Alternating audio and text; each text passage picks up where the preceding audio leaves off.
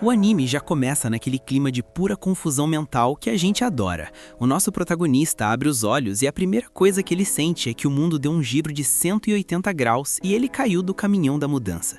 Ele tá totalmente perdido, sem saber onde se encontra, como foi parar ali ou por que o teto parece tão longe. À frente dele, uma mulher sorri com um carinho que só uma mãe tem, exalando uma aura de paz. O instinto dele grita que ela é a progenitora dele, mas o cérebro, que ainda guarda as memórias frescas da vida passada, dá erro de sistema e tela azul.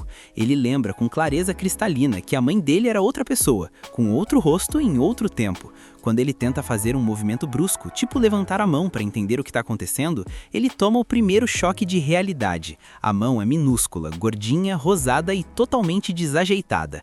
É a mão de um bebê. Ele mal consegue coordenar os dedos, que dirá se levantar. O cara simplesmente resetou a vida e virou um recém-nascido no modo hardcore da existência. Mas calma, que a bizarrice sobe de nível. Enquanto ele tenta processar essa informação de que virou um mini-humano, algo ainda mais místico acontece. Ele percebe que consegue enxergar as próprias estatísticas, tipo um menu de RPG flutuando bem na frente da sua visão.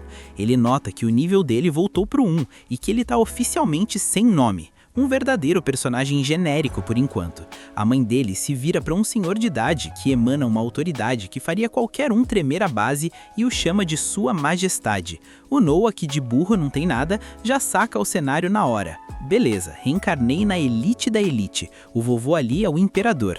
O velho, que não parece ser muito chegado em enrolação ou fofoca, decide ali mesmo que o nome do moleque será Noah Ararat e já carimba a testa dele com o título de 13º príncipe imperial. A realeza não perde tempo mesmo, né? O cara nasceu e em 5 minutos já tem cargo público, nome de herói de shonen e um feudo para chamar de seu.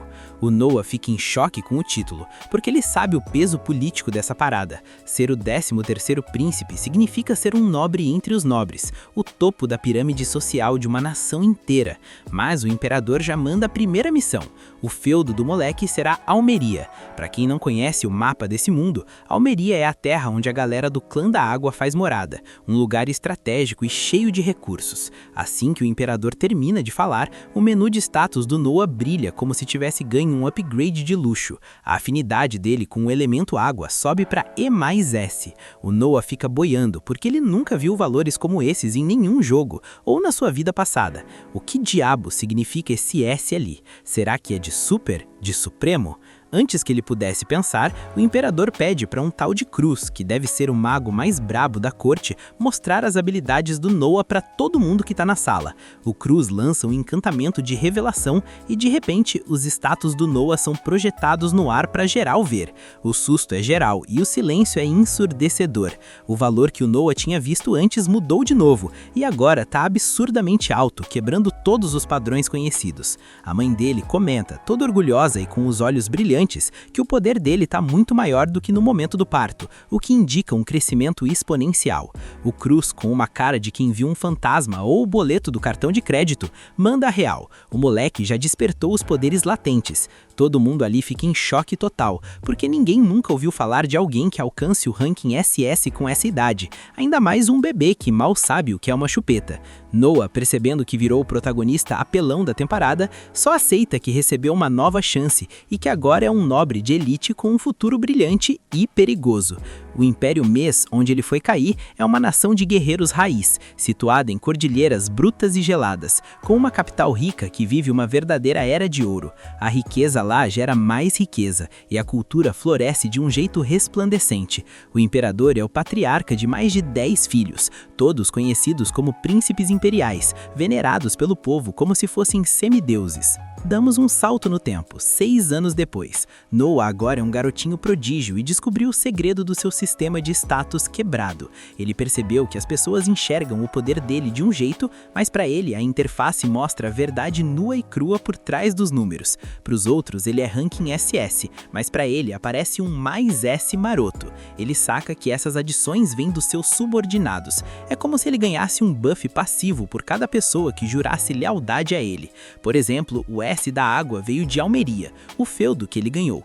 Outros bônus vieram das suas próprias donzelas e servos novos fiéis. Ou seja, se ele quiser ficar mais forte que o boss final, ele só precisa de mais gente trabalhando para ele. O nível dele pode aumentar de forma infinita, contanto que ele continue sendo um bom gestor de pessoas imperial. É a build perfeita para quem quer dominar o mundo sem suar a camisa. No dia a dia da mansão, o No é o auge da elegância e da fofura aristocrática. Ele sai do quarto todo arrumado com roupas que custam mais que um bairro inteiro, e as donzelas já começam o hype, elogiando como ele é educado, calmo e sereno. Elas comparam ele com outras crianças da mesma idade, que geralmente estariam destruindo os móveis, fazendo birraça ou comendo terra. Mas o No é um lorde completo. A razão é óbvia pra gente. Ele é um adulto com quilometragem de vida por dentro de um corpo de 6 anos. Mesmo assim, ele sabe que a biologia não ajuda, e as capacidades físicas dele ainda estão limitadas pela estatura. Durante o café da manhã, a Eveli, uma serva que é nota 10 em hospitalidade e eficiência, avisa que o príncipe herdeiro e o quarto príncipe resolveram fazer uma visitinha de surpresa. O Noah sabe que na política imperial não dá para dar o migué em gente desse calibre. Se o herdeiro chama, você vai. Ele para de comer na hora, limpa a boca com elegância e pede para ser levado até eles imediatamente. Frente a frente com a elite da família, o Noah se ajoelha em sinal de profundo respeito. Ele conhece o Albert Ararat, o segundo príncipe e herdeiro de 29 anos, um homem que exala um poder opressor.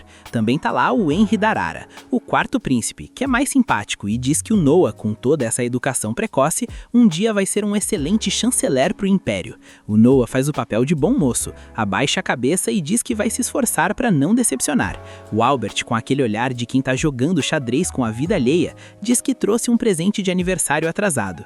Ele bate palmas 2 vezes e a porta da sala se abre com um estrondo, deixando entrar uma aura escura, pesada e totalmente suspeita.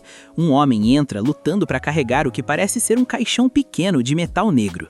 Quando colocam o negócio no chão e o Albert ordena que o abram, o Noah sente o impacto na alma. Começa a ouvir gritos de agonia, lamentos de sofrimento de incontáveis pessoas desesperadas suplicando por salvação. Tudo isso vinha de uma espada que estava lá dentro, repousando como um monstro adormecido. O nome da criança é Leviatã, a espada mágica de água conhecida como a mais forte do Império, mas também a mais amaldiçoada. O Albert, com um sorriso de canto de boca, pede pro Noah pegar a arma. O Noah sabe que recusar um presente do príncipe herdeiro é tipo assinar o próprio atestado de óbito ou pedir para ir de base mais cedo. Então ele respira fundo e segura a espada com as 2 mãos. Ela é pesada pra caramba. Parece que ele tá levantando um bloco de chumbo mágico, mas ele consegue erguer a arma. O Albert fica impressionado, mas não surpreso. Ele revela que cerca de 120 pessoas já viraram saudade, tentando dominar essa espada, morrendo de forma horrível.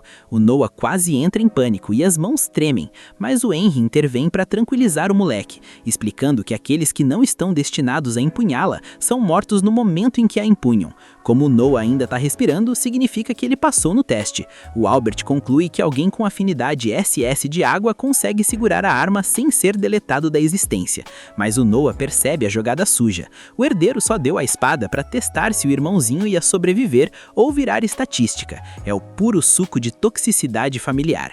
Lá fora, o Albert confessa pro Henry que tomou essa decisão porque o Noah é brilhante demais pro seu próprio bem.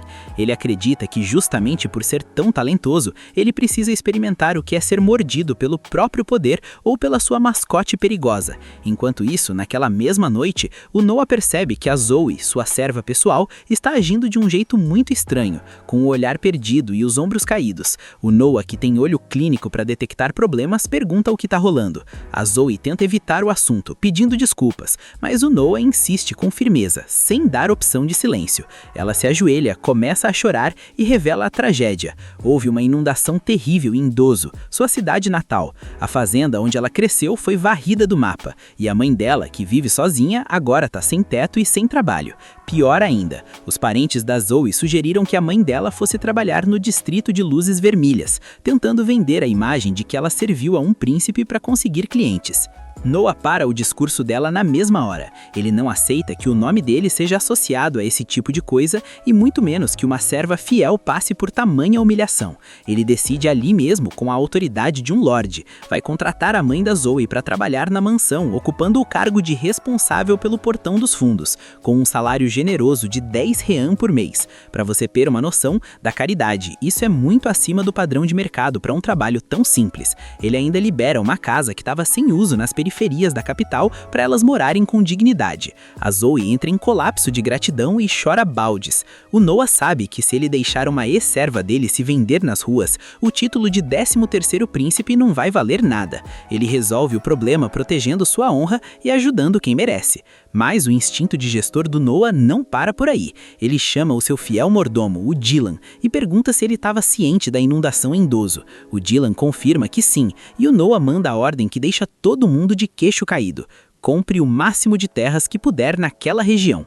O Dylan e a Zoe ficam sem entender o mindset do moleque. O Noah então explica a lógica por trás da jogada. Quando um desastre natural acontece, sempre surgem vilões, agiotas e golpistas para comprar as propriedades das vítimas por um preço de miséria, aproveitando o desespero do povo. Ele quer garantir essas terras antes que os abutres cheguem, protegendo os meios de vida daquelas pessoas. O Dylan fica em choque com a previsão e a sabedoria do Noah, dizendo que nunca viu ninguém lidar com uma situação dessas com tanta maturidade. No fundo, o Noah só lembra das coisas ruins que viu na vida passada, mas ele guarda esse segredo a 7 chaves. O problema técnico surge.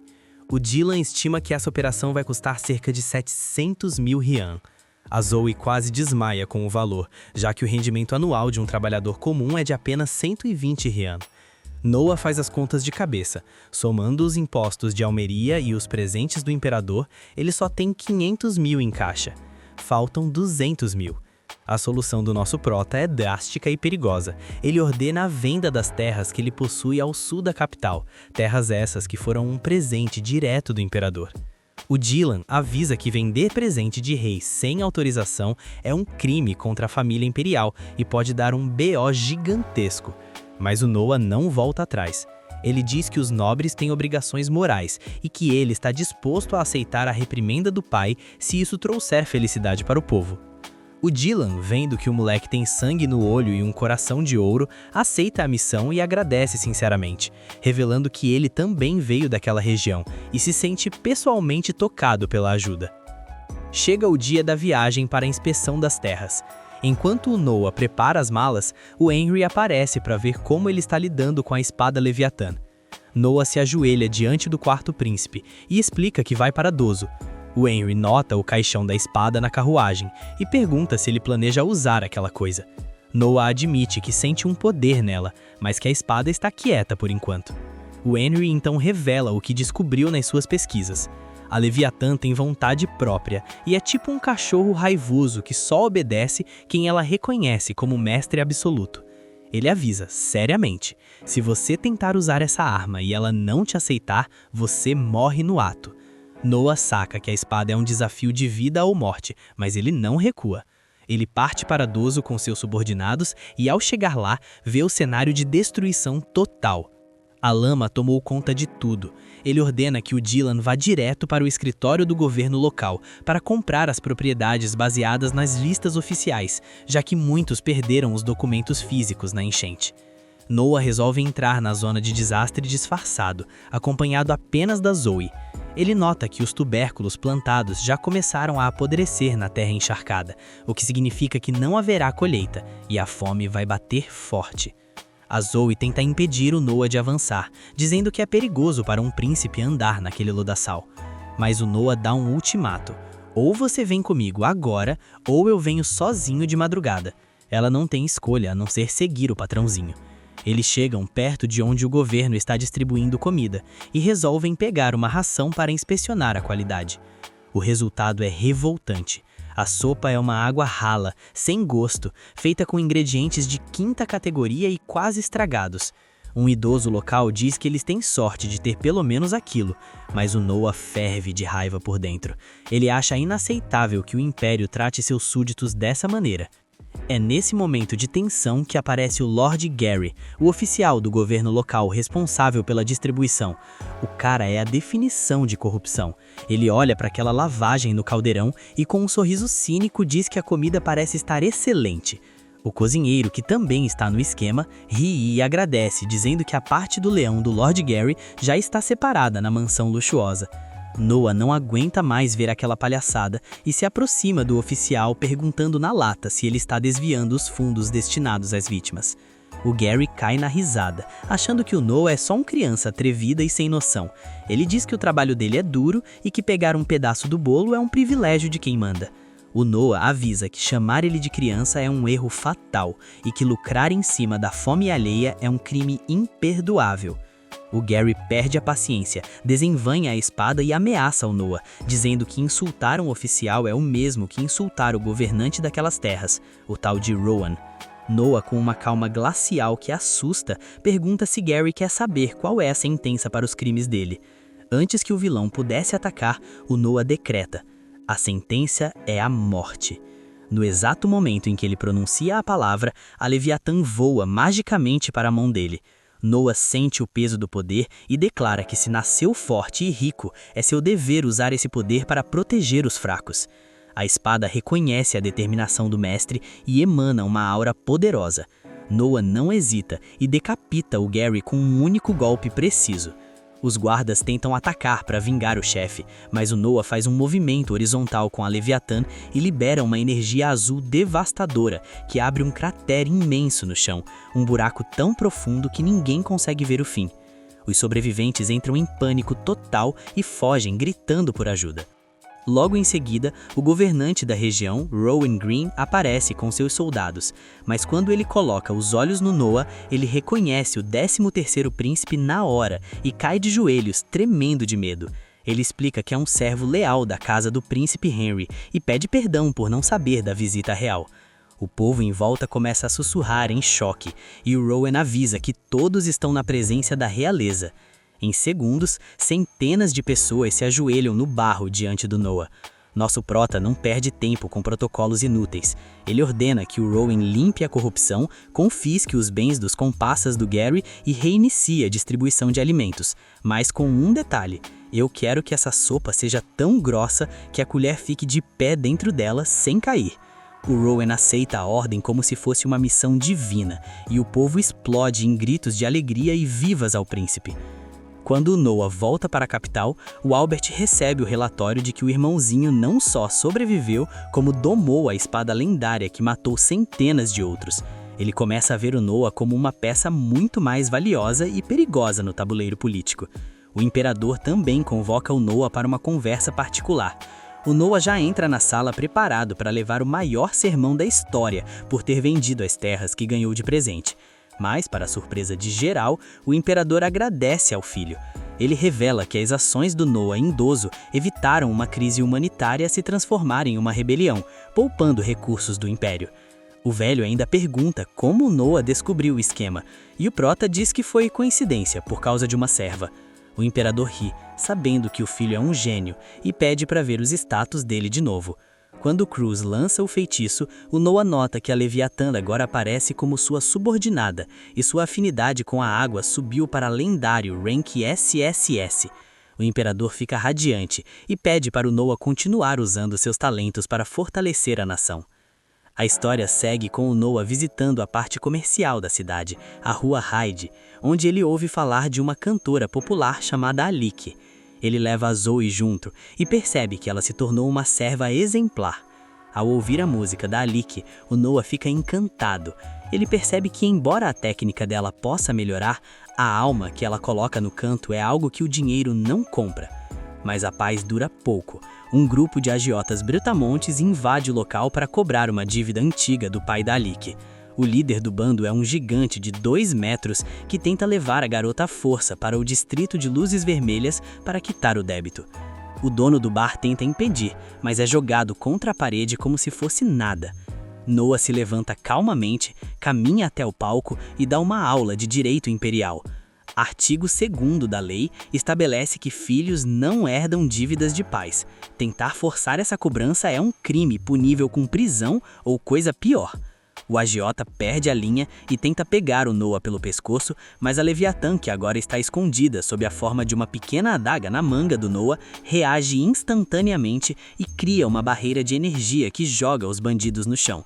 Noah mostra quem manda e os caras fogem desesperados.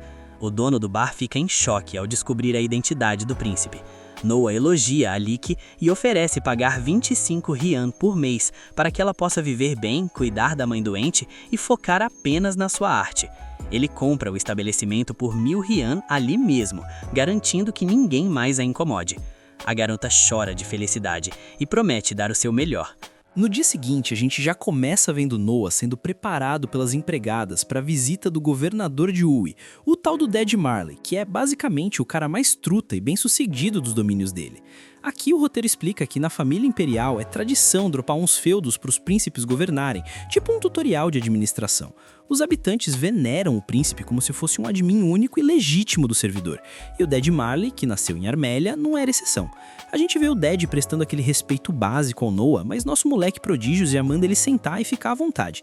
Essa é a segunda vez que eles se encontram em 1 ano e meio, desde que o Noah virou o dono daquela área.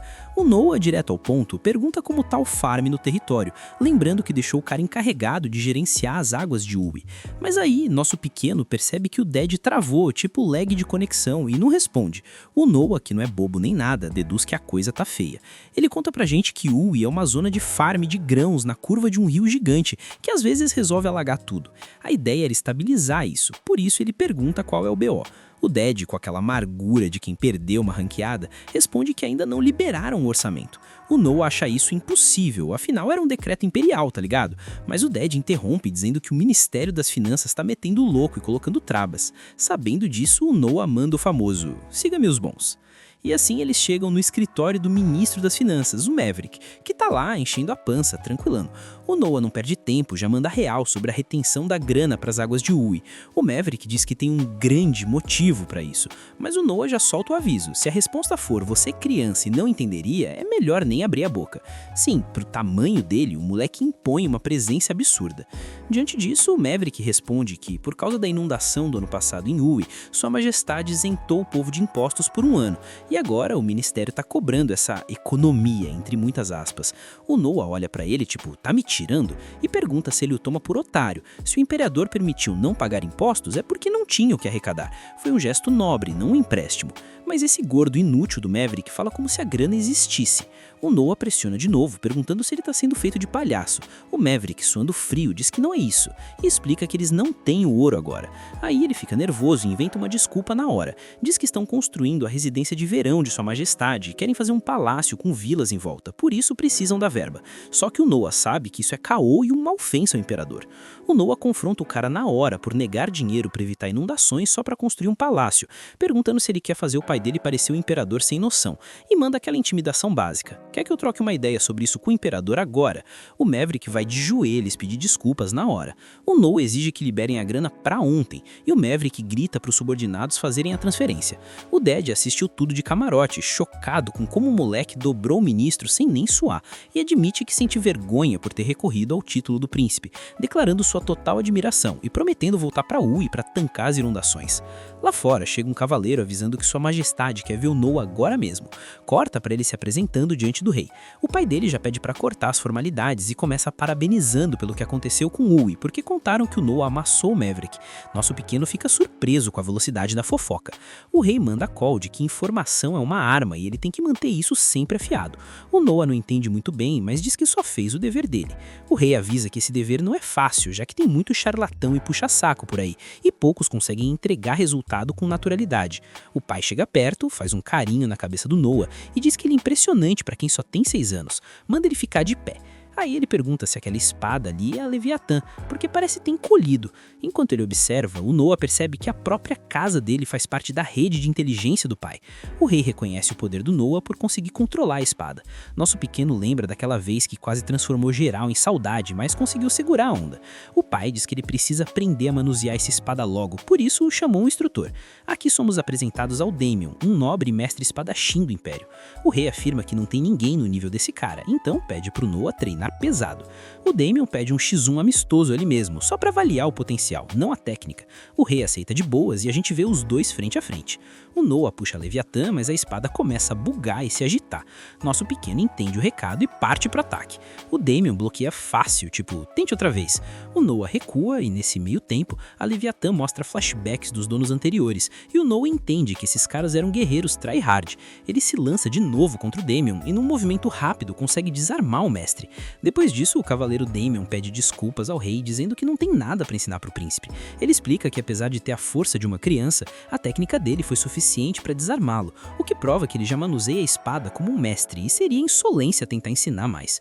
Ouvindo isso, o rei começa a rir e diz que o vosso protagonista é incrível, todo orgulhoso. Por causa disso, ele confia ao Noah a seleção de cavaleiros desse ano. O Noah nem questiona e promete cumprir a missão. Agora rola aquela explicação de lore. A seleção de cavaleiros é um evento gigante anual no Império, onde o caminho da espada é a única forma de subir de elo social. Guerreiros de várias regiões lutam até a morte na capital e os vencedores viram cavaleiros, entrando para a classe alta. O Noah revela que a primeira missão de um cavaleiro é obedecer ao seu examinador. Então, se ele conseguir recrutar um cavaleiro OP, ele fica mais forte. O rei pergunta qual método ele vai usar. O Daemon sugere um Battle Royale ou eliminação direta. O Noah ignora e pede só uma coisa: cancelar as eliminatórias regionais e fazer todo mundo lutar na capital, na frente dele. O rei pergunta por quê, e o Noah explica que o Império é grande demais, ele não consegue vigiar as regionais e seria vacilo perder um talento Tier S por algum motivo besta. O rei autoriza e diz que confia no critério dele. Agora no palácio, o Noah pergunta pra Zoe se tem algum aspirante da aldeia dela pra seleção. A Zoe confirma, já que pra gente como eles é a única chance de upar na vida. Por isso, todo ano manda um candidato. O Noah comenta sobre o plano de trazer todo mundo pra capital. A Zoe acha legal, mas fica meio assim. O Noah pergunta qual é a fita. A Zoe responde que é besteira, mas na aldeia dela só mandam um porque a viagem e a estadia custam uma fortuna. Eles fazem vaquinha e mal dá pra um. Ela explica que o candidato carrega o peso das expectativas da vila toda, então é tensão pura. Diante disso, o Noah toma uma decisão. Como ele quer volume e não quer perder talento por falta de grana, ele vai bancar a viagem e a hospedagem de geral. A Zoe diz que o povo ia ficar felizão, mas avisa que isso custaria rios de dinheiro. Mas aqui o Noah mostra que além de governante é empresário e visionário, ou golpista do bem, porque para não gastar construindo alojamento, ele chama o Dylan para investigar quantas casas vazias tem na capital e manda comprar tudo. E se faltar, aí sim constrói um albergue. Também precisam de comida, então ele pede para contatar os comerciantes de confiança. Enquanto isso, ele vai para a cidade, deixando a Zoe maravilhada com o quão incrível é o patrão dela. Depois disso, vemos o Noah com o Byron. O cara passa um orçamento para a seleção com um preço ridículo, que a gente não vê, mas deve ser alto. Mas o Noah diz que isso deixaria o Byron na falência. Mesmo assim, o Byron não tá preocupado, já que é pedido direto do terceiro príncipe. O Noah saca que ele quer algo em troca, porque nenhum comerciante perde grana por amor. Então pergunta logo o que ele quer. O Byron admira a esperteza do moleque. Ele conta que paralelo à seleção, rola um exame para contratar pessoal no palácio e pergunta que tipo de candidato costuma passar. O Noah deduz o plano. O Byron quer infiltrar uma waifu no palácio para ter acesso rápido a informações. E se o rei curtir a garota e ela virar consorte, o lucro do Byron seria incalculável. O louro fica nervoso e diz que isso é independente, pois já mandou um presente para a residência do Noah. O Noah entende que é um pagamento adiantado e elogia mentalmente a astúcia do cara. Ele aceita, mas com uma condição. A mulher tem que ser interessante para o Noah, assim ele pode interceder por ela. O Byron concorda em buscar uma jovem que agrade. Além disso, ele pede permissão para usar o grasão da casa do Noah no negócio, já que percebeu que não tem aliado melhor. Nosso pequeno aceita que ele vire subordinado, mas avisa: traição é banimento na hora. Já na carruagem, o Noah comenta que com o Byron no time ele ganhou vantagem e pode ficar mais forte. Do nada começa a chover. O Noah nota que o rank dele de água caiu de SS para S e suspeita que deu ruim em Armélia. Ele manda Zoe tocar para o palácio para ver o rei. Chegando lá, o rei confirma que tem algo estranho em Armélia, mas admite que foi só intuição. Nisso chega um súdito avisando que estourou uma revolta em Armélia. Com essa info, o rei pergunta pro Noah qual é o tamanho da treta. O Noah pensa que com o rank de água dele caindo pela metade, parece que o poder foi cortado pela metade, mas na real é só uma fração. Então ele infere e diz pro rei que é uma revolta pequena. O rei confirma. Os reportes falam de umas 5.000 pessoas. Ele pergunta se o Noah quer ir lá resolver a parada ao território dele. O Noah responde que sem chances, afinal ele é uma criança e não tem XP de campo de batalha, além de não saber se os soldados vão obedecer. Ele sugere mandar qualquer um dos irmãos. O pai fica surpreso com a recusa, mas aceita, e pergunta quem ele sugere. O Noah sem hesitar responde: Henry. O pai pergunta por quê. O Noah diz que pela magnitude o lógico é um ataque frontal, especialidade do Henry, que é o irmão mais precavido. O rei concorda com a escolha esplêndida e manda chamar o Henry. Vemos ele junto com o nosso protagonista a caminho do local. O Henry pergunta se ele vai mesmo deixar passar essa chance de farmar mérito, lembrando que no Império acumular conquistas militares abre muitas portas. O Nua se justifica dizendo que foi tudo muito repentino e ele não tá buildado para isso, e que provavelmente só ia fazer os soldados irem de base à toa. O Henry reconhece a atitude precavida. Mas aí do nada o Nua sente a Leviatã apitar perigo. Ele manda parar a carruagem agora. O Henry pergunta o que houve. O Nua explica que a espada reagiu, o que significa que o alvo é ele. O Nua, não querendo envolver o irmão, sai correndo da carruagem ao mesmo tempo que vários círculos mágicos de água aparecem no chão e capturam ele. São assassinos cercando o moleque, mas nosso prota se liberta do feitiço com escudos. Um dos assassinos manda finalizar o garoto. Eles partem pra cima, mas o Nua usa Leviatã e derrota geral com um único corte. Com os inimigos no chão, o Henry se aproxima para ver os corpos. Ele menciona que, segundo os informantes, os rebeldes eram soldados a cavalo, mas não imaginava que teriam gente desse tipo. Ele lamenta não poder interrogar, mas o Nua tranquiliza, revelando que não mandou ninguém pro lobby, só deixou inconsciente, usando a intimidação da espada. Ele pede pro Henry cuidar deles e pergunta sobre essa história de soldados a cavalo, lembrando que Armélia quase não produz montarias militares. O Henry confirma, e isso acende uma lâmpada na cabeça do Nua. No dia seguinte, ele chama o Byron e pergunta se ele negocia perto de Armélia. O Byron confirma. Antes de continuar, o Nua avisa que se vazar algo dali, ele vai ser executado. O Byron aceita o risco. O Nua revela que tá rolando uma rebelião em Armélia e que a força principal deles é soldados a cavalo. Mostrando uma maleta, ele diz que tem 10.000 rines e manda o Byron comprar todo o forume, comida de cavalo, da região. O Byron aceita, mas pergunta sobre a comida para os homens. O Nua manda esquecer isso. Ele explica que Armélia não tem indústria equine e, segundo Henry, devem ter importado os cavalos. Além disso, roubar comida dos aldeões tem limite. Com isso, o Byron entende o plano. Se comprar comida para os soldados, haveria saques. Mas sem comida para os cavalos, a mobilidade deles acaba.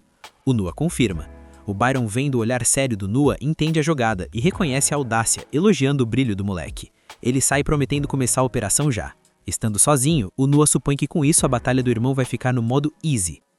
No dia seguinte, Nua aparece frente ao rei, tipo aquela cena tensa de anime onde tu já sabe que coisa grande vem aí. Sua Majestade manda a real. Conseguiram fazer os assassinos da noite passada abrirem o jogo rapidinho demais, o que já liga o alerta. Eles confessaram que o plano dos rebeldes era sequestrar Noah e usar o moleque como moeda de troca. O rei nem questiona muito a veracidade, justamente porque os caras entregaram tudo fácil demais. Aqui ele até reconhece a astúcia de Noah, mas manda um relaxa, dizendo que tem seus próprios métodos para descobrir se aquilo era verdade ou só papo furado. Ainda assim, como pai, ele sente um alívio gigantesco por não terem conseguido capturar o filho, porque se isso tivesse rolado, o Império estaria num dilema daqueles que dá dor de cabeça até por protagonista mais bufado. No meio disso tudo, o rei comenta a estratégia de foragem, e isso deixa Noah de queixo caído. Tipo, o rei já sabia de tudo, mesmo a ordem tendo sido dada há poucos instantes. Nosso prota fica em choque. Então o rei explica que, diferente da ordem que Noah deu, qualquer outro comandante teria pensado em isolar os inimigos, cortando totalmente o acesso à comida para fazer os rebeldes morrerem de fome. Inclusive, o príncipe Albert sugeriu exatamente isso, deixar os rebeldes passarem fome como castigo. Só que ele não previu que os caras iam simplesmente saquear os aldeões, então acabou apenas cortando o alimento dos cavalos. O rei reconhece que a atitude de Noah foi digna de admiração, mas ele não aceita os elogios assim tão fácil. O rei então começa a pensar numa recompensa. Depois de refletir, solta a bomba. Vai autorizar Noah a adicionar uma espada ao seu escudo de armas. Nesse momento, o choque é geral. Pra quem não tá ligado, o Império é basicamente um país full guerreiro, e usar uma espada num escudo sem permissão direta do Imperador é crime pesado, coisa que pode até te fazer ir de base oficialmente. Agora, quando o próprio rei te concede isso, é simplesmente a maior honra possível. Sem enrolar, Sua Majestade manda Cruz emitir um decreto oficial carimbando tudo. Mais tarde, Noah se encontra com Byron. Ele explica que o forragem próprio para transporte é bem escasso, mas como ele conhece as rotas de entrega, não foi tão difícil assim resolver. Além disso, ele traz info quente sobre Kaf, o líder dos rebeldes. Pelo visto, o cara é extremamente rancoroso e vai fazer qualquer coisa para alcançar seus objetivos. Byron então manda aquele aviso clássico de amigo preocupado. Mesmo que pareça bobo, toma cuidado. Nesse exato momento, uma criada interrompe os dois, avisando que tem um homem gravemente ferido na entrada, dizendo que traz um informe urgente. Noah vai direto falar com ele. O cara se apresenta como capitão de um esquadrão do distrito de Adora, em Armélia, e já chega soltando o caos. Estourou uma revolta em Armélia. Ele não conseguiu apoiar seu superior e desertou só para vir avisar. Noah agradece verbalmente, até porque, ele já sabia disso. Ainda assim, ordena que cuidem dos ferimentos do capitão e mande entregar 1000 moedas de rines como recompensa. Isso deixa Byron completamente bugado. Depois, a sós, ele pergunta por que Noah fez isso, já que aquela informação não servia para mais nada. Noah admite que ele tem razão, mas diz que o simples fato do cara ter arriscado a própria vida para avisar já merece recompensa. Byron pensa um pouco e acaba concordando. Mais tarde, já em seu escritório, Noah tá lendo tranquilamente um livro, quando Soy entra cambaleando e cai no chão, completamente abalada. Ele corre para perguntar o que aconteceu. Soy mostra uma bolsa com 500 rines e revela que um desconhecido deu aquilo para ela. O sujeito disse que essa seria a recompensa se ela conseguisse fazer Noah beber um frasco de sonífero. Nosso prota entende na hora que o plano era dopar a bebida para ele apagar bonito. Sabendo que os rebeldes estão por trás disso, ele pergunta por que ela trouxe aquilo até ele. Soy responde que simplesmente não consegue traí-lo. Ela agradece pela ajuda que Noah deu à sua mãe e ao seu povo, mas entre lágrimas confessa que o desconhecido ameaçou matá-la se ela não obedecesse. Mesmo assim, incapaz de trair Noah, ela veio entregar as moedas e o sonífero. Noah fica em silêncio, tenta entender tudo e escreve uma nota. Em seguida, ele decide recompensar Soy. Se os desgraçados tentaram comprar a traição dela por 500 rines, ele, como bom senhor, vai adicionar um 0 a esse valor. Calma, não a esquerda para ferrar tudo, mas a direita para recompensar de verdade a lealdade dela. Soy diz que não pode aceitar, mas Noah insiste. Ela acaba aceitando, agradecendo entre lágrimas pela generosidade. Só que agora Noah precisa que ela faça algo para ele. Ele diz que vai tomar o frasco e pede que ela entregue quando ele ficar inconsciente. Soy recusa no começo, entra em pânico, mas no fim aceita. Depois disso, Noah manda ela se esconder, porque esses lixos podem tentar silenciá-la. Soy, ainda insegura, pergunta o que ele pretende fazer. E aí, corte seco de cena. De repente, vemos Noah despertando em um lugar estranho. Ele ouve os bandidos conversando, planejando apunhalá-lo com uma espada curta bem estranha, mas resolvem não usar ainda, porque o senhor Kafun mandou deixar isso como último recurso. Com isso, eles não fazem nada por enquanto. Noah entende tudo sem nem precisar pensar muito. Ele percebe que está amarrado de pés e mãos, então puxa a espada que tinha escondido na orelha, sim, na orelha, e como também não tiraram seu anel, e usa isso para cortar as cordas. Só então ele nota que está na parte traseira de uma carruagem. Antes de agir, ele pede para Leviatã mostrar suas memórias. Aí vemos que depois que ele apagou por causa do sonífero, os bandidos entraram, amarraram e Soy conseguiu fugir a tempo. Eles não a seguiram para não chamar a atenção dos guardas. Depois jogaram Noah na carruagem e meteram o pé. Com tudo isso esclarecido, Noah entende a situação e se levanta diante dos bandidos, que estavam acampados como se nada tivesse acontecido.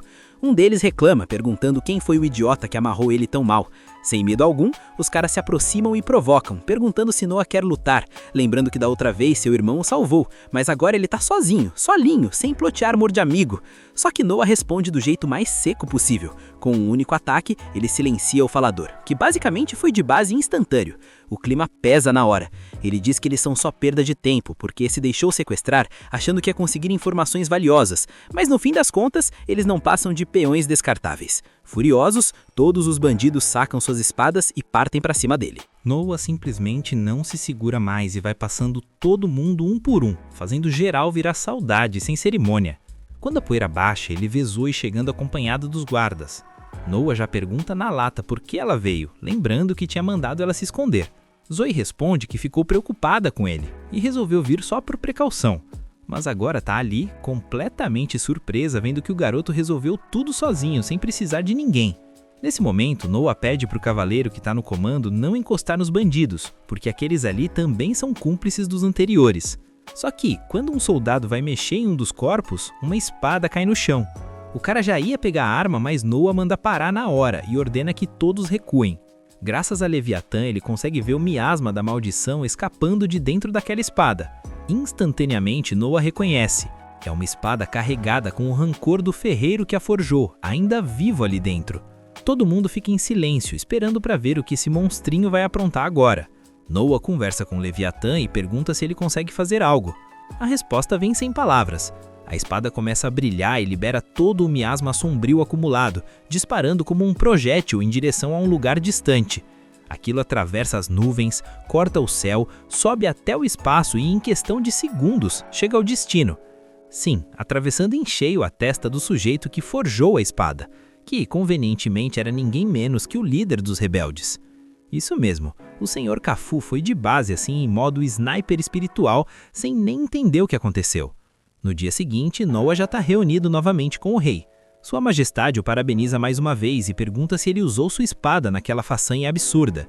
Noa confirma e explica que usou o rancor da espada como sinal, apontando para o dono dela e disparando um ataque de longa distância com Leviatã. Com a morte do líder, a rebelião de Armélia foi esmagada em questão de instantes por Enri, encerrando o problema sem esforço extra. Agora vemos Noa em plena audiência, diante do rei e dos nobres, discutindo o destino dos envolvidos na rebelião. Levado pelo calor do momento, o rei ordena preparar bois e cavalos, afirmando que vai esquartejar todos eles. A galera da corte aplaude a decisão, achando aquilo o máximo. Só que Noa, com uma confiança absurda para alguém do tamanho dele, discorda. O salão inteiro cai num silêncio mortal. O rei pede uma explicação.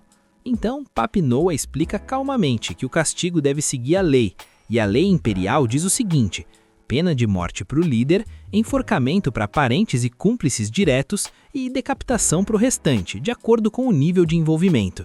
Além disso, ele ressalta que, apesar de esquartejar ser uma expressão comum, isso simplesmente não existe na legislação imperial. O rei rebate dizendo que eles mancharam sua honra. Noa, tranquilo como quem está lendo um manual, responde que se o próprio imperador violar a lei, o ordenamento público vai para o ralo. Por isso, pede que ele reconsidere. Depois de ouvir tudo, o rei reconhece o erro e agradece por ter sido corrigido. A galera fica em choque. Mesmo assim, o rei afirma que um castigo leve não satisfaz, então aplicará a pena máxima permitida pela lei, sem chance de redução. Pergunta Noa se ele concorda. O garoto responde que não tem objeção alguma. Com isso, o rei passa a responsabilidade ao primeiro-ministro. O público continua completamente atônito, não só pelo fato de Noa ter corrigido o próprio imperador, mas porque ele é só uma criança e nem piscou.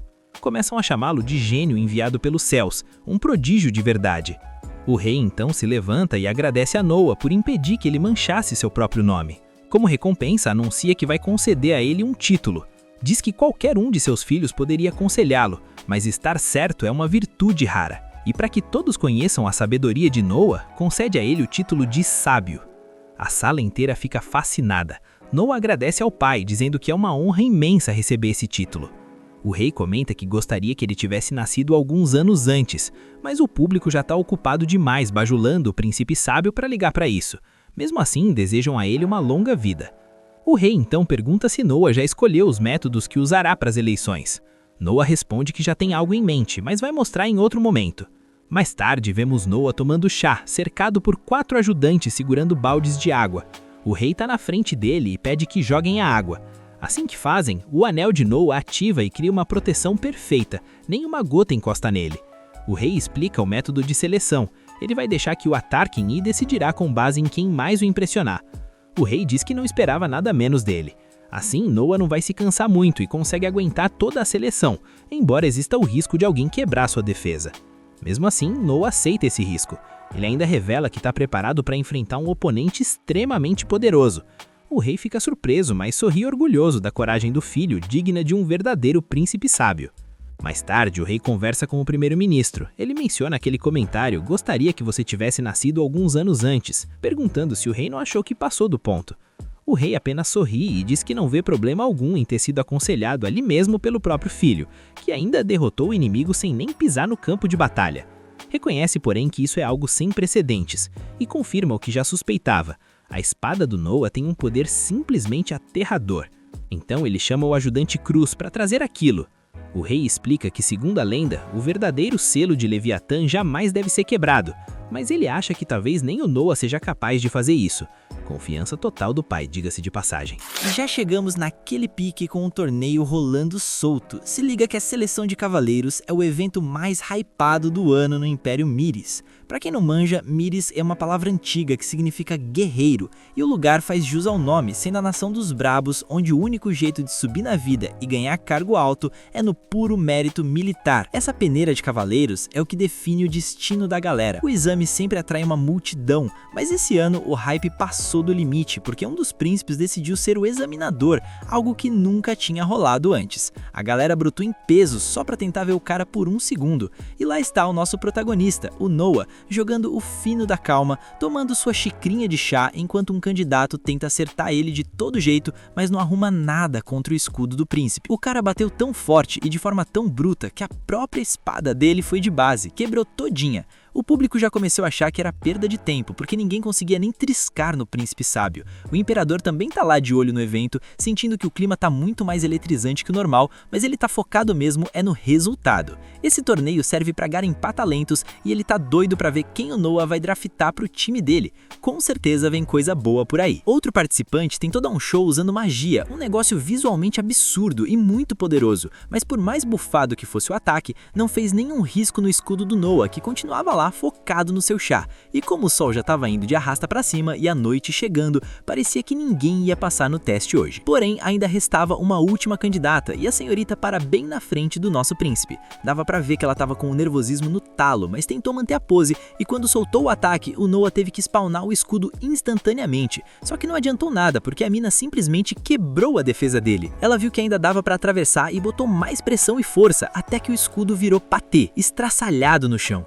O problema é que, sem querer, ela acabou dando um corte no Noah. Na mesma hora, ela entrou em choque, começou a pedir desculpas desesperada e cheia de medo, mas os guardas já cercaram a coitada e não deixavam ela nem respirar. A galera já estava imaginando que ela ia ser banida da vida por ter ferido o príncipe. Mas o Noah se colocou na frente e mandou soltarem a garota. Logo em seguida, ele perguntou o nome dela e ela respondeu que era Shirley Grants. Para surpresa de geral, ele mandou um "você passou". O Noah disse que não tinha revelado os critérios antes, mas que ela estava aprovada e pronto. Quando o povo viu que ele estava perdoando quem machucou ele, geral ficou em choque com a grandiosidade do cara. E o Noah não parou por aí, já meteu o convite para ela ir na casa dele, comentando que a armadura dela era top. A Shirley explicou que aquela build estava na família dela há gerações. Mas antes de continuar o papo, ela perguntou se era sério o que tinha passado e se não ia rolar um castigo. O Noah mandou a real. Ferir ele sem querer não é crime, até porque foi ele quem deu a ordem para atacarem com tudo.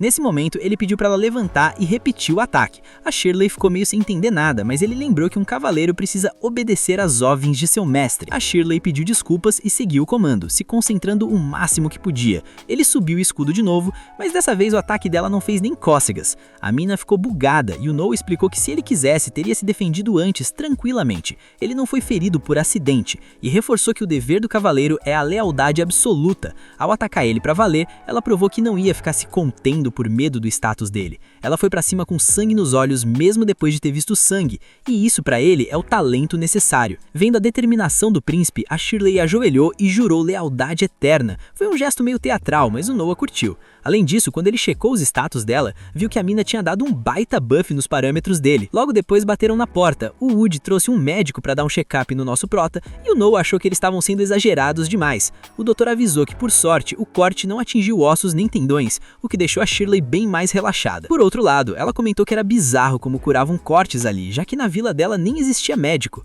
O Noah ficou intrigado e perguntou o que faziam com os doentes lá. E a Shirley contou que uma anciã rezava por eles para purificar o mal. O doutor explicou que isso é o padrão em vilas mais pobres. E ouvindo isso, o Noah perguntou se para ser médico precisava começar como aprendiz. O cara confirmou, e então o Noah deu a primeira missão para Shirley. Ela teria que buscar as crianças mais esforçadas da vila dela para que o Wood as treinasse como aprendizes. E como ele é o príncipe, não teve nem como o doutor recusar. O Noah ainda avisou que ia pagar todos os gastos, porque queria formar médicos para cuidar da galera da vila. A Shirley ficou tão grata que só faltou beijar o chão, mas o Noah lembrou que agora ela é uma cavaleira e cavaleiros não fazem essa reverência. Ele já sacou que vai ter que ensinar etiqueta pra ela. Depois disso ele se despediu e na manhã seguinte vemos a Shirley já se preparando, toda orgulhosa por agora fazer parte da elite dos cavaleiros. Quando ela tava descendo, deu de cara com a Zoe, que perguntou se ela tinha dormido bem. A coitada admitiu que não conseguiu pregar o olho porque não estava acostumada com tanto luxo. Ela percebeu que até a casa dos servos do príncipe era nível mansão. Enquanto elas caminhavam, encontraram um grupinho de servas num papo super animado. A Zoe perguntou qual era a fofoca e descobriu que elas estavam lá, todas iludidas, fantasiando sobre quem seria a sortuda que ia casar com o senhorito Noah. A Shirley tenta meter aquele migué de que o Noah só tem 6 aninhos de idade, mas as servas já cortam o barato dela na hora. Elas explicam que no Império o sistema é bruto. Os outros príncipes casaram tudo bem antes de atingirem a maioridade, que é os 15.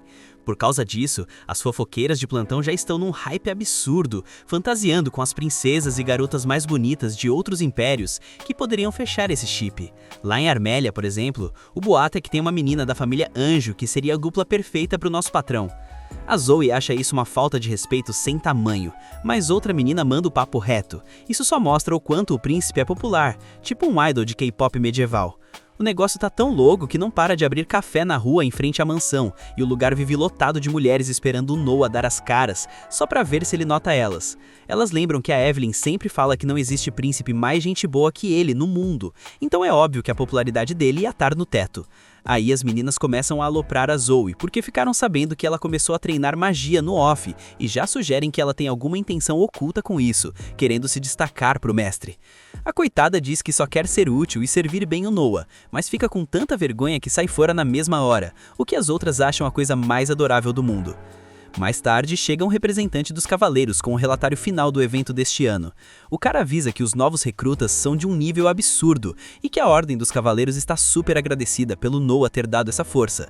Mas o nosso prota é recíproco e manda que é isso, vocês que fizeram um trabalho pesado de gestão. Ele pede pra Shirley escoltar o convidado até a saída, e quando o cara já tá saindo, ela faz aquela reverência caprichada e agradece por ele ter vindo. O cavaleiro racha o bico e explica que não precisa dessa formalidade toda, porque agora eles são companheiros de armas, parças de guerra. Ele até comenta que o príncipe provavelmente mandou ela fazer isso, só pra ela aprender como as coisas funcionam na prática. Como o cara é veterano, ele deixa um conselho de ouro pra ela. Você nunca vai quebrar a cara se for sempre leal a esse príncipe. Ele bota a maior pilha pra ela se esforçar ao máximo, e a Shirley volta pro posto com sangue fervendo de motivação. Quando a noite cai, o Noah decide fazer uma festinha para comemorar o sucesso da seleção de cavaleiros. A Alike tá lá soltando o vozeirão, e como sempre, a voz dela soa incrível, enquanto nosso prota recebe os parabéns do Alan e da filha dele. A Shirley tá parecendo criança que se perdeu na Disney, olhando para cada canto da festa chocada, porque aquele mundo de luxo é totalmente novo para ela. O Noah já manda o Alan e a filha irem aproveitar o rolê e não perderem tempo ali puxando o saco dele. Mas antes de saírem, ele solta o código. Diz que ali só tem comerciante que tem esquema com a casa dele, então eles já sabem o que fazer para movimentar os negócios. O Alan saca a malandragem na hora e já entra em ação. Nesse momento, Alike termina a performance e geral começa a aplaudir.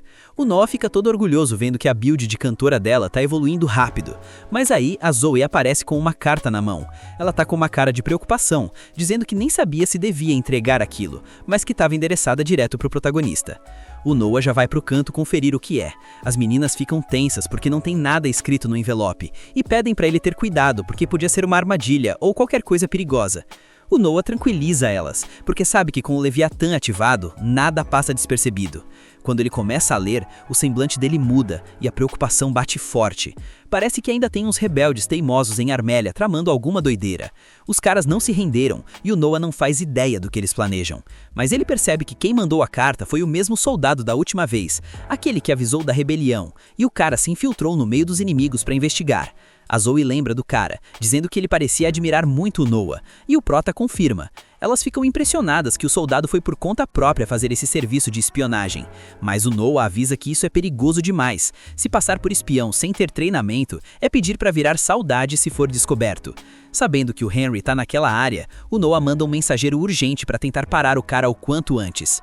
Ele faz a Zoe preparar tudo na pressa, mas na manhã seguinte chega outra carta que ele lê com um aperto no coração. O Noah fica mauzão porque do jeito que ele previu, o soldado foi pego e os caras começaram a torturar ele sem dó. Se ele tivesse confessado rápido, teria ido de base logo e parado de sofrer, mas o cara foi tão fiel ao Noah que não abriu o bico por nada, o que fez os rebeldes serem ainda mais brutais na tortura. A unidade do Henry conseguiu fazer o resgate, mas o soldado está inconsciente entre a vida e a morte, e o Noah se sente o culpado direto por isso. A Shirley fala para ele não pensar assim, que ele não tinha o que fazer, mas o Noah manda o papo reto. Se ele tivesse a informação antes, podia ter evitado essa tragédia. Ele lembra do que o pai ensinou, que informação é uma arma, e ele precisa começar a usar isso direito. Ele já manda a Zoe ligar para os contatos em Armélia e avisa que não quer economizar nada, quer os melhores médicos, os remédios mais caros e o que for preciso para não deixar o cara morrer. Por dentro, o Noah reflete que sacrificar uma vida leal por um dado qualquer não vale a pena nunca. A Shirley fica ali, só sacando como o coração do príncipe funciona. No dia seguinte, ela volta a ser a escolta pessoal dele e tá toda empolgada de novo porque tá vendo coisas que nunca imaginou na vida, mas o Noah pede pra ela focar porque eles estão em horário de serviço. O plano do nosso herói é comprar um presente pro Henry, pra agradecer pela ajuda com a revolta e pela carta. Eles vão numa loja de antiguidades e o dono traz um monte de bugiganga rara e artefatos novos pro Noah avaliar. O Noah olha tudo, mas o olho dele brilha quando vê uma parada que tá coberta por um pano. Ele pergunta o que é aquilo, e o comerciante já puxa o saco, dizendo que o príncipe tem um faro de mestre. Quando tiram a manta, aparece uma estátua de vidro de uma mulher que é a coisa mais linda do mundo. É uma peça única, feita por um artesão lendário chamado Lindsay, um negócio de outro nível. Essa parada de vidro aí é técnica perdida, nível relíquia de evento limitado. O comerciante manda o papo de que só existem 2 estátuas da deusa iguais a essa no mundo todo. O Noah dá aquela analisada de pro player, olha de cima a baixo e fica hipnotizado pela peça.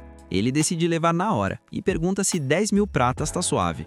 O dono da loja quase cai pra trás de alegria, diz que com certeza, mas o Noah é tão brabo que entrega bem mais que os 10 mil. O extra é a gorjeta, porque o cara trouxe um item lendário pro shopping do príncipe. Só que aí, do nada, quem aparece? O Oscar, outro irmão do Noah. Ele soube que o caçula tava batendo perna ali perto e resolveu dar um salve. O Oscar já chega perguntando se ele achou algum loot valioso, mas quando bate o olho na estátua, o clima muda. O cara fica até meio murcho, porque ele já tinha a primeira das 2 estátuas que existem no mundo. Ele tava doido para colecionar o set completo e agora viu que o Noah dropou a peça que faltava. E aí, o que o Noah faz? Tu não vai acreditar. O moleque simplesmente pega a estátua e estraçalha ela no chão. O barulho do vidro quebrando deixou geral em choque. Tipo, que raios você acabou de fazer, doido? O Noah, tranquilão, diz pro comerciante relaxar, ficar com o dinheiro e ainda solta mais um bônus pelo transtorno. A única condição? O lojista tem que espalhar o boato na Rua do Cobalto, onde a galera dos tesouros se junta, que a segunda escultura apareceu, mas foi de base e quebrou. O Oscar fica de queixo no chão, mas logo saca a jogada de gênio. Agora que a estátua dele é a única que sobrou no mundo inteiro, o preço dela vai disparar pro infinito. É o puro suco do capitalismo. Escassez gera valor. O Noah diz que tesouros são de quem chega primeiro, e embora sinta um pouquinho de pena da obra da escultora, o que importa é o lucro do irmão. O Oscar admite que só foi ter esse raciocínio depois de adulto, e confessa que tá devendo uma pro maninho. Ele se despede, e o Noah volta pro dilema de ter que escolher outro presente. Na saída, o Noah percebe que a Shirley tá com aquela cara de não tô tancando. Ele pergunta o que foi e ela confessa que, embora entenda a lógica, destruir um tesouro daqueles foi bizarro. Mas o Noah manda a Red Pill definitiva. Shirley, tesouros de verdade são outra coisa. Aquilo era só um objeto.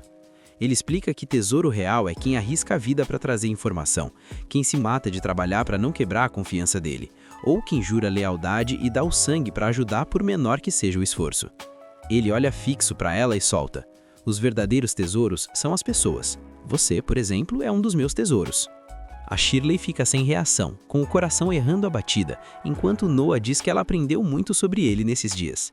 Ele sai caminhando, e a mina fica ali, embobada, achando que ele parece um rei épico saído de um teatro. Ela sai correndo atrás dele, toda feliz, gritando que vai seguir ele pro resto da vida. Por dentro, o Noah só pensa que quer farmar ainda mais tesouros humanos para quando ele crescer e for pros seus próprios domínios. E se liga no time skip. A gente dá um salto de 6 anos no tempo. O Noah agora tá com 12 anos, com aquela vibe de príncipe sábio evoluída, e tá se despedindo de boa parte das suas servas para seguir para uma nova fase. E olha só, mesmo com o tempo passando e o visual não mudando muito, o comportamento do nosso protagonista continua o mesmo. Por exemplo, enquanto ele tá lá tomando aquele chá da tarde de lei, percebe que uma das empregadas tá com uma pulga atrás da orelha. A novata se chama Gigi e conta pro Noah que já faz 3 dias que não param de chegar presentes de aniversário para ele. Ela acha isso uma loucura total, mas pro Noah é apenas uma terça-feira comum. A Zoe até comenta que no ano passado, a festa de entregas durou uma semana inteira. A novata quase cai dura. E o pior é que ela nem sabe da missa à metade. Não é só receber, tem que anotar cada detalhe de quem mandou o que consome um tempo absurdo. Mas como a Evelyn tá no comando dessa logística, tudo tá fluindo que é uma beleza.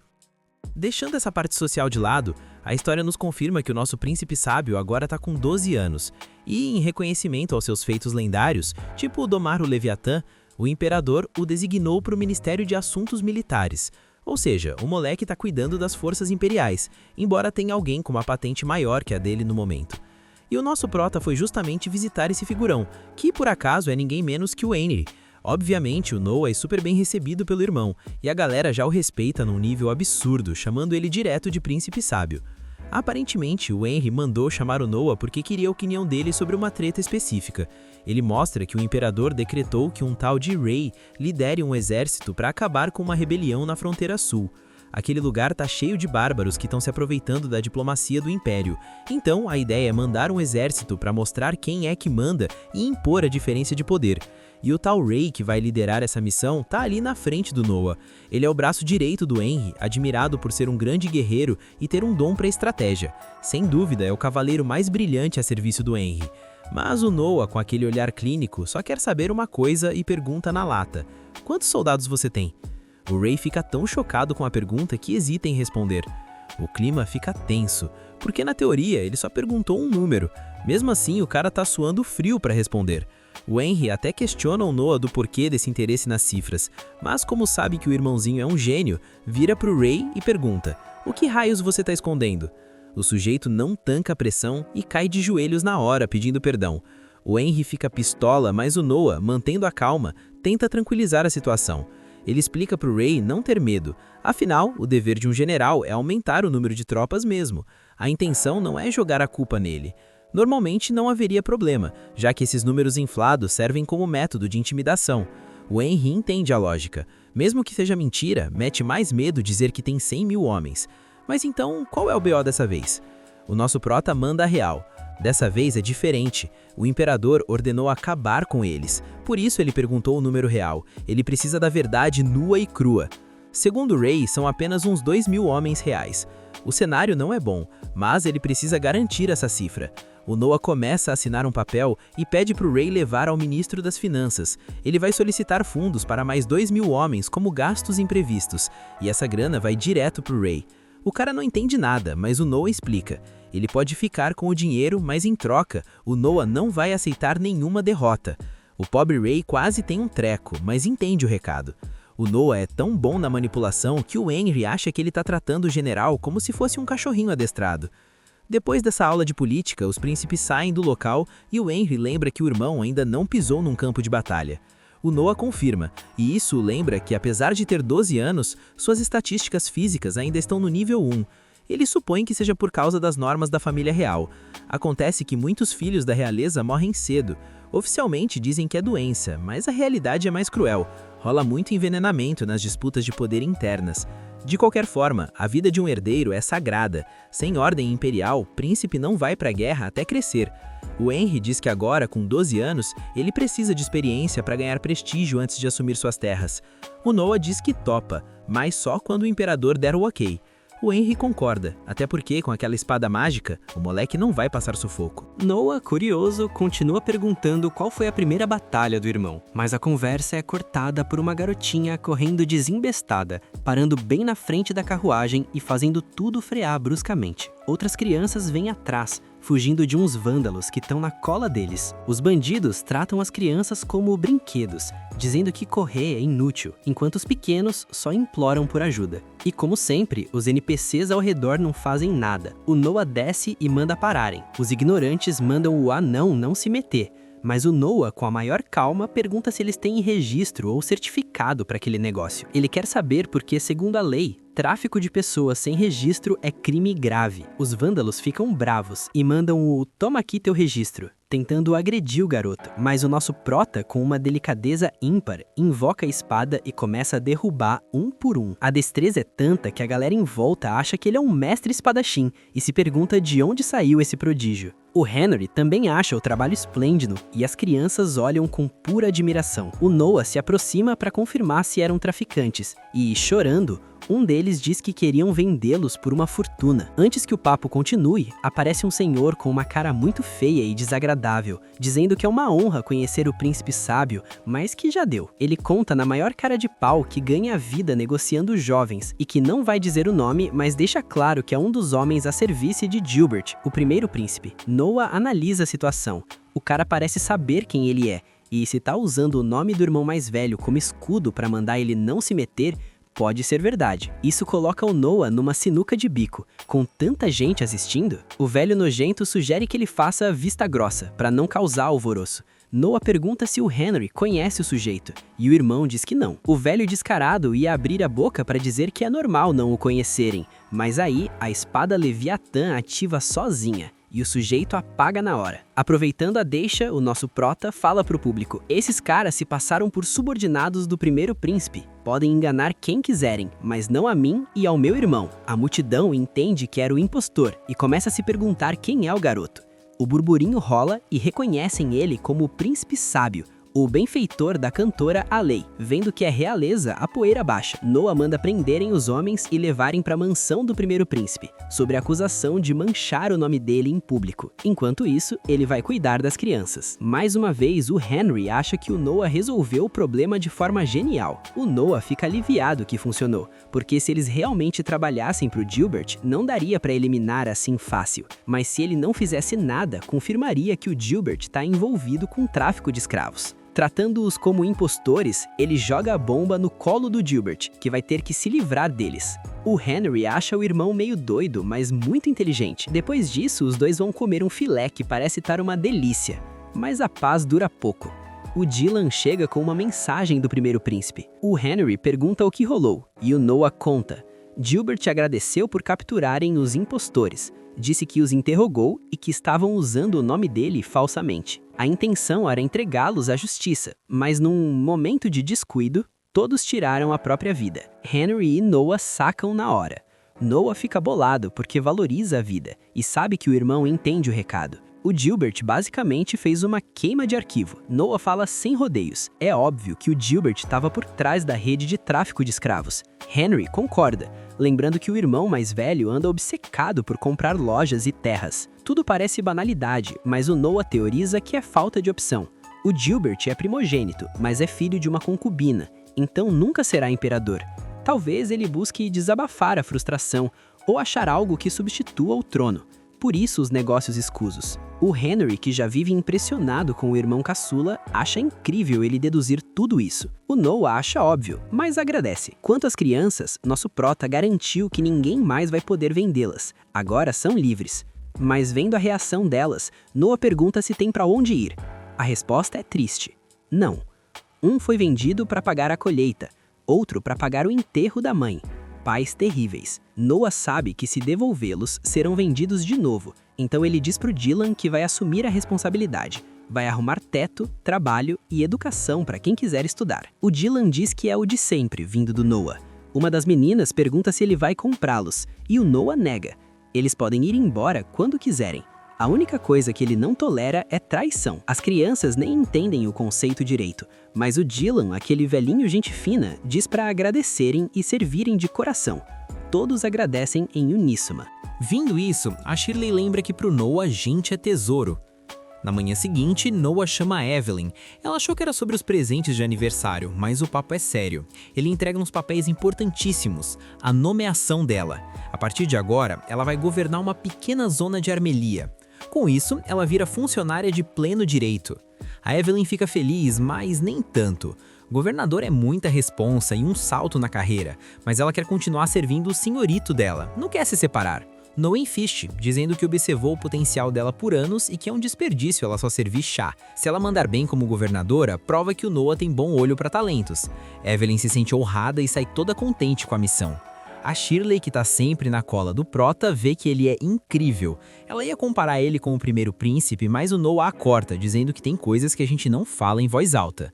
Ela pede desculpas, mas continua pensando, o Noah é brabo demais.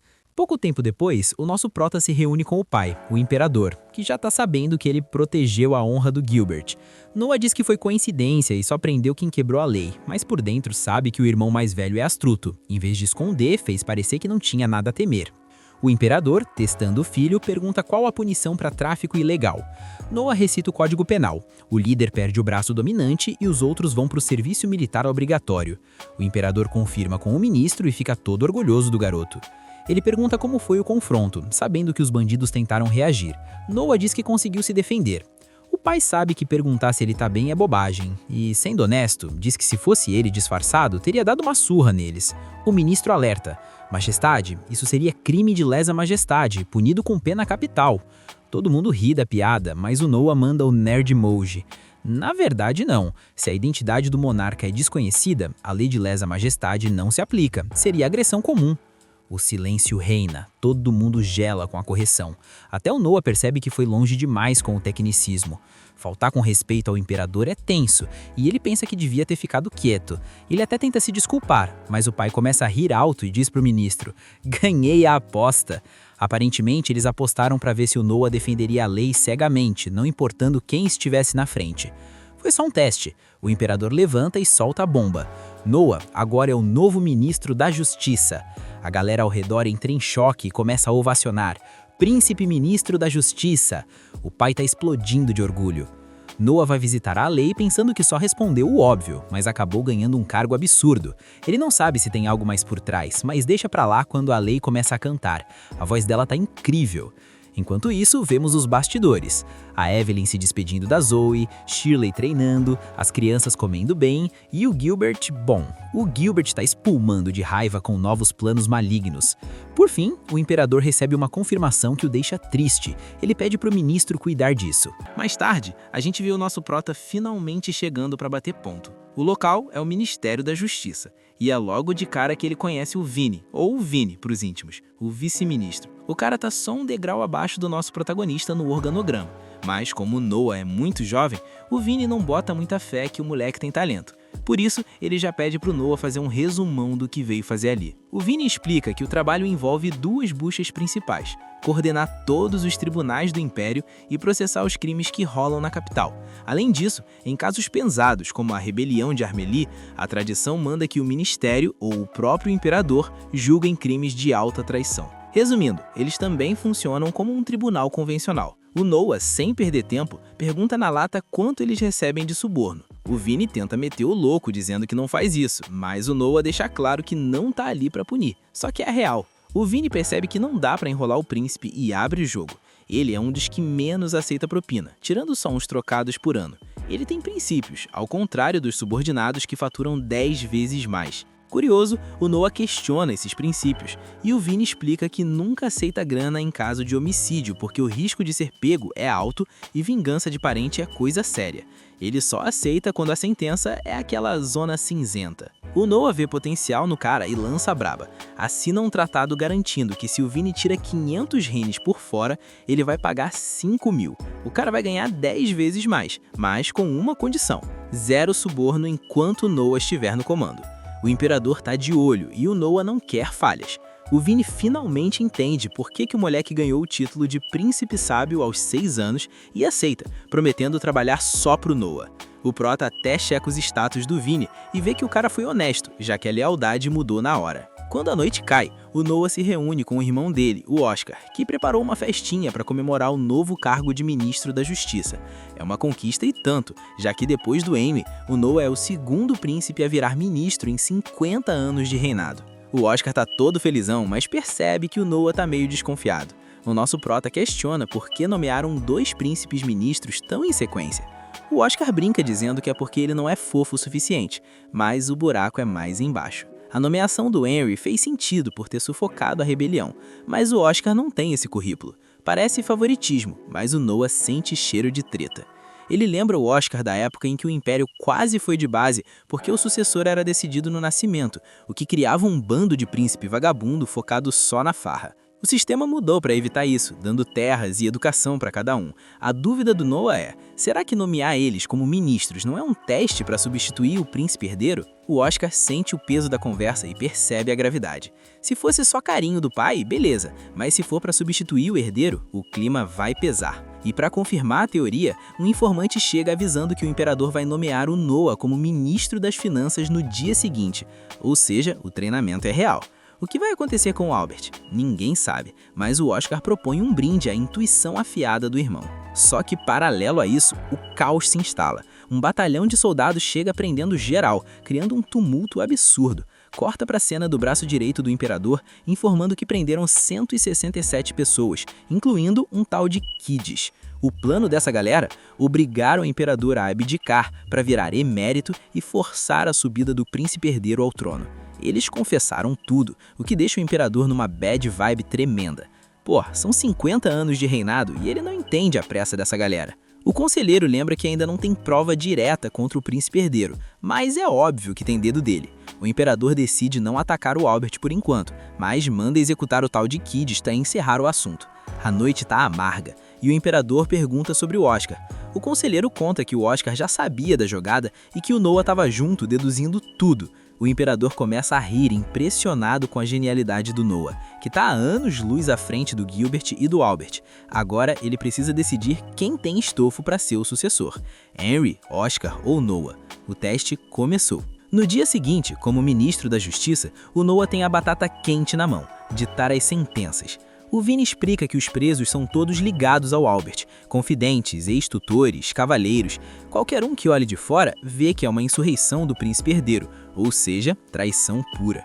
O Vini pergunta o que fazer, tenso, porque se o Albert estiver envolvido, a coisa fica feia. Pela lei imperial, a família real tem desconto na pena, exceto em caso de insurreição.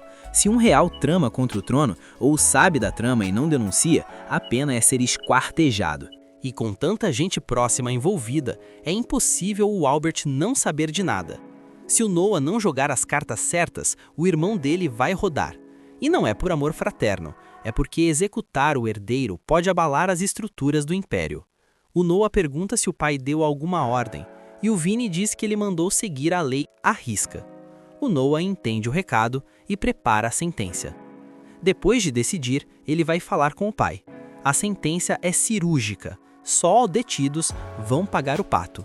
O líder vai ser esquartejado e os cúmplices vão de arrasta para cima, com execução imediata.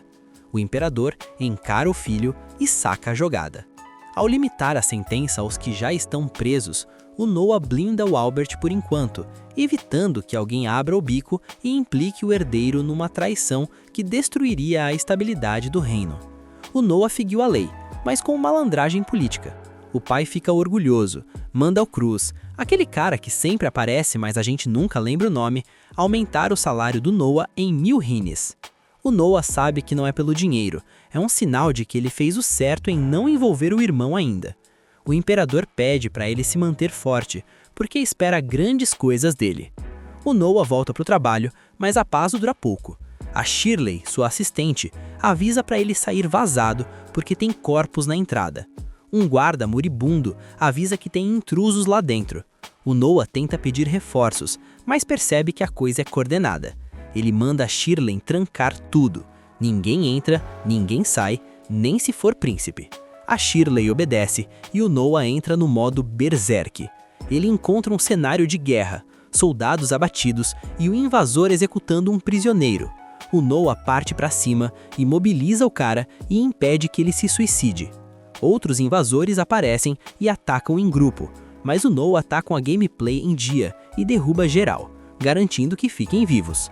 O Vini chega, chocado com a habilidade do chefe.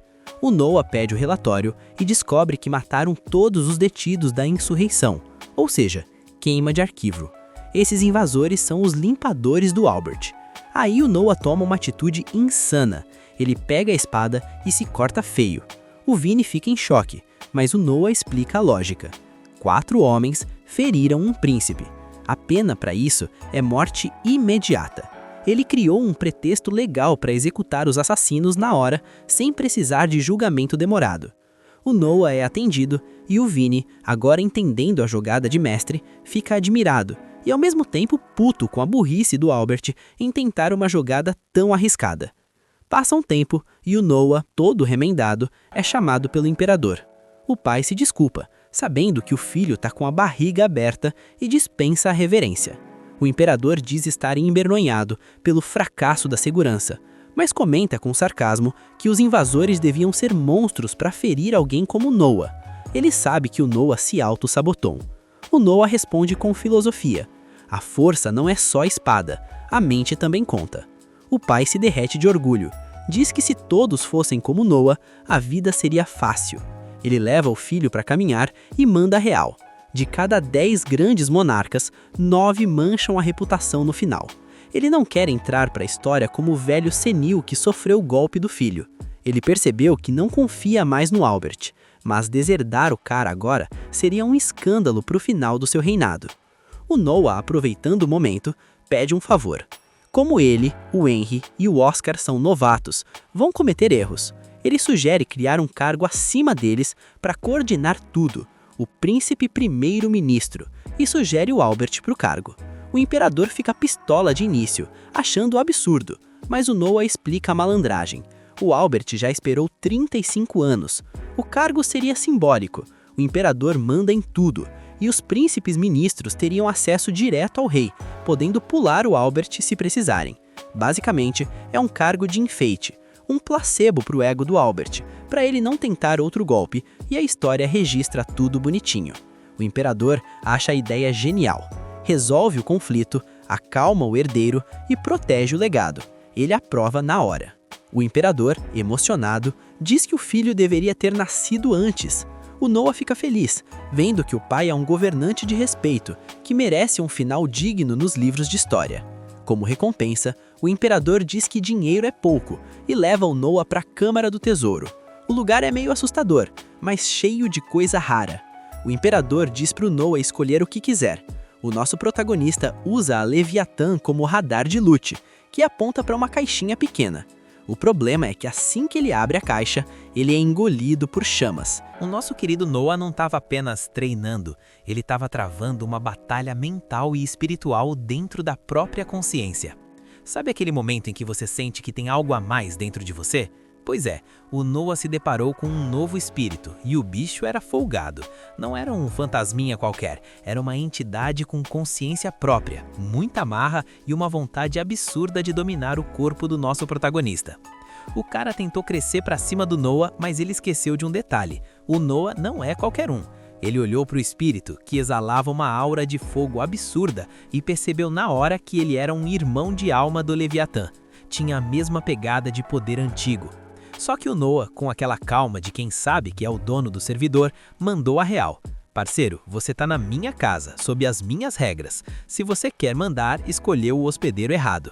O Noah sacou a espada mental e, numa cena que parecia saída direto de um anime de elite, capturou o espírito como se estivesse jogando uma pokebola mística, sem chance pro azar. O fogo que estava consumindo o corpo dele baixou na hora, e um novo anel, brilhando com um tom avermelhado sinistro, apareceu no dedo dele. A ficha caiu. Agora ele tinha o atributo fogo liberado nas estatísticas. É o famoso upgrade que todo mundo quer, mas poucos aguentam o calor. O rei, que estava ali perto, só observando o filho entrar em combustão espontânea, chegou correndo para ver se o Noah ainda tinha sobrancelhas. Quando ele viu que o moleque não só estava inteiro, como tinha domado a arma em segundos, ele quase não acreditou. O Cru, que estava ali no suporte, ficou em choque com a rapidez. Mas o rei, que já conhece a peça, mandou aquela. É o Noah, né? Eu não esperava nada menos que a perfeição. O Noah, com aquele sorrisinho de lado, explicou que o nome da criança era Rutila. Ele sentiu que o poder daquele ser era considerável e que precisava de um teste de verdade. Sabe como é jovem, né? Ganhou brinquedo novo, quer logo ver se funciona. O pai dele, que não é bobo nem nada, sugeriu que eles fossem para um campo aberto, um terreno onde o Noah pudesse causar um estrago sem derrubar o castelo inteiro. Chegando lá, o Noah fez algo que deixou todo mundo com o coração na boca. Ele invocou o poder da Rutila, mas em vez de disparar uma bola de fogo numa árvore, ele usou o poder para golpear a si mesmo. Sim, o cara é doido. O pai dele deu um grito, mas o Noah, na maior tranquilidade, explicou o plano. Ele estava usando o Leviatã como um escudo interno, um tipo de cooler místico para conter o calor da Rutila. Ele percebeu que o Leviatã ainda era um pouco mais forte, mas que a Rutila chegava perto. Foi uma aula de gerenciamento de energia. O rei ficou tão impressionado com a habilidade técnica e a coragem do filho que oficializou a posse da arma. O Noah agora era o mestre das chamas e das águas. Mas como nem tudo é pancadaria e upgrade, a história vira a chave para o lado político, e é aqui que o bicho pega. No vasto império de Myris, ser o imperador não é só usar coroa e dar ordem. O cara trabalha mais que estagiário em dia de entrega. Ele dita a lei, cuida da grana, faz diplomacia, resolve briga de vizinho e ainda tem que cuidar das fofocas da família imperial. E foi nessa que o Noah entrou numa conversa séria. O irmão mais novo do imperador, o tal Bray Mararat, trouxe um problemão. O filho dele, sobrinho do rei, se passou na bebida e acabou tirando a vida de um homem numa briga. O cara era um baderneira de primeira, e o crime foi pesado. O pai, sentindo aquela culpa de quem não educou direito, ofereceu uma multa voluntária de 30 mil rines. O imperador, vendo as arcas vazias, ficou tentado. Ele perguntou para o Noah: "E aí, meu filho sábio, o que a gente faz? O cara quer pagar para se sentir melhor e a gente tá precisando de grana para segurar rebelião e catástrofe." O Noah respirou fundo e deu uma aula de direito que deixaria qualquer juiz no chinelo. Ele mandou o papo reto: "Pai, escuta aqui. Se a gente aceita esse dinheiro, a gente tá dizendo pro mundo que a lei tem preço. Um pai não pode pagar pelos crimes do filho e a justiça não pode ser vendida. Se a gente criar esse precedente, o povo vai achar que quem tem dinheiro pode fazer o que quiser e depois é só assinar um cheque. Isso destrói o império por dentro." O imperador tentou argumentar que o dinheiro era necessário, mas o Noah foi firme. "A falta de fundo é um problema sério, mas a gente tem que resolver de forma legítima. Não dá para vender a moral do trono por 30 mil rines." O imperador ficou em silêncio por um tempo, processando a sabedoria do moleque. Ele percebeu que o Noah tinha razão. Em vez de ficar bravo, ele foi orgulhoso. Ele pegou um papel, assinou com toda a pompa e anunciou: "Noah, pela sua sabedoria, eu te nomeio oficialmente meu conselheiro em chefe." Era um cargo honorífico, mas com um peso gigante. E o Noah, que já estava com a mente de tubarão ligada, já lançou a contraproposta na hora. Já que a gente precisa de dinheiro, vamos vender status. Não, perdão. Vamos criar títulos de cavaleiro honorário. Quem doar 1000 rines para o Império ganha o título. Não dá poder nenhum, não dá terra, não dá nada. Só o prestígio de ser reconhecido pelo imperador. O ser humano é vaidoso, pai. Quando o cara tem dinheiro sobrando, ele quer honra. Vamos dar a honra que eles querem e pegar o dinheiro que a gente precisa." O imperador quase caiu da cadeira. Era uma ideia brilhante. Ele mandou chamar o secretário na hora para organizar o feirão de títulos. Depois dessa aula de economia, o Noah deu aquela desculpa de que tinha trabalho no ministério só para sair de fininho. Ele não queria se meter na treta do irmão, porque sabia que cada um tem seu tempo e seu espaço. O pai dele só olhava de longe, admirando como o filho era maduro para a idade. Saindo do castelo, o Noah viu uma multidão em volta do buraco que ele tinha feito com o Leviatã antes. O Cis, um dos servos, contou que o pessoal estava tão curioso que tinha gente caindo lá dentro tentando investigar o poder do príncipe. O Noah deu risada e deu um trocado para o Cis cuidar dos feridos, mas avisou: "Não vai gastar tudo em bala, hein?" Em casa, o Noah resolveu que era hora de mais experimentos. Ele queria ver o pau quebrar entre a Rutila e o Leviatã para aprender as técnicas de luta deles. Ele invocou os dois e ficou ali, de camarote, assistindo a luta épica. A nova serva dele quase teve um treco vendo aquela magia toda, mas o Noah acalmou a menina. Ele percebeu que a Rutila era competitiva demais e odiava perder. Esse treino deu resultado. Ele subiu do nível 2 para o 3, mas notou que estava ficando mais difícil evoluir lutando sempre contra os mesmos oponentes. Ele pensou: "Preciso de mais ferramentas mágicas. Quero montar um exército de espíritos e fazer todos brigarem entre si enquanto eu fico aqui só ganhando XP." O cara é um estrategista nato, não tem como. Nesse momento, o Henry apareceu com uma caixa. Era o aviso da primeira batalha real do Noah no Ninho de Monstros, um lugar gerido pelo ministério onde os príncipes provam seu valor. O Henry explicou que o número dentro da caixa diria quantos soldados o Noah poderia levar. O Noah abriu a caixa e o papel dizia apenas 1. O Henry quase teve um infarto. Ir sozinho para um ninho de monstros era suicídio ou um sinal de poder absurdo. O Noah, na maior inocência, perguntou: "Ué, só eu, tá bom?" A batalha acabou sendo adiada porque o imperador queria fazer um evento de gala para mostrar o poder do Noah para o império todo. Enquanto isso, o Noah foi dar uma volta na cidade e acabou se metendo numa confusão de rua. Um tal de Darren, que trabalhava para o príncipe Gilbert, estava sendo o maior babaca com um lojista, tentando roubar uma reserva de mercadoria na base do "você sabe com quem tá falando?" O Noah chegou chegando e mandou o cara parar. O Darren, cheio de si, disse que ninguém podia julgar ele porque ele era do ministério do príncipe Gilbert e só respondia por traição. O Noah não tancou. Ele deu uma aula de hierarquia pro cara. "Você é uma extensão do meu irmão e eu sou um príncipe. Se você não me respeita, você tá desonrando ele." O Darren continuou folgado e o Noah não teve dúvida. Mandou a Shirley dar uma lição no cara. E a Shirley não brinca em serviço. O castigo foi tão pesado que o Darren acabou indo de base ali mesmo, no meio da rua. O Noah sabia que isso ia dar conversa, então ele fez a jogada política perfeita. Ele se algemou, colocou uma cara de arrependido e foi até a casa do irmão Gilbert pedir desculpas por ter matado o servo dele. O Gilbert, que é outro cobra criada, percebeu que o Noah estava sendo estratégico. Ele fingiu que nem lembrava quem era o Darren e disse: "Ei, Noah, relaxa, esse cara era um lixo mesmo, eu já ia demitir, você me fez um favor limpando meu nome." Os dois trocaram elogios falsos, o Gilbert soltou as algemas do Noah e tudo ficou resolvido. O Noah explicou depois para Shirley: "Se eu não fizesse esse teatro, o Gilbert ia guardar rancor. Agora, como ele aceitou minhas desculpas em público, ele não pode mais tocar no assunto. É assim que a banda toca na nobreza." No dia seguinte, um cara chamado Don Oates apareceu na porta do Noah, impressionado com a justiça que ele fez na rua, e pediu para ser seu servo. O Noah aceitou, mas como ele é o mestre da desconfiança, já mandou o Dylan investigar a vida do cara até a 5ª geração. E assim a jornada continua, com o Noah acumulando poder, dinheiro e influência, sempre um passo à frente de todo mundo. Esse foi o final do episódio. Comenta a palavra elogios para eu saber que você acompanhou até aqui e quer ver o desenrolar dessa treta, que eu vou te dar um coração no comentário. Se inscreve e ativa o sininho para não perder o próximo capítulo, porque o hype tá só começando. Sem mais delongas, Rebobina se despede e até a próxima.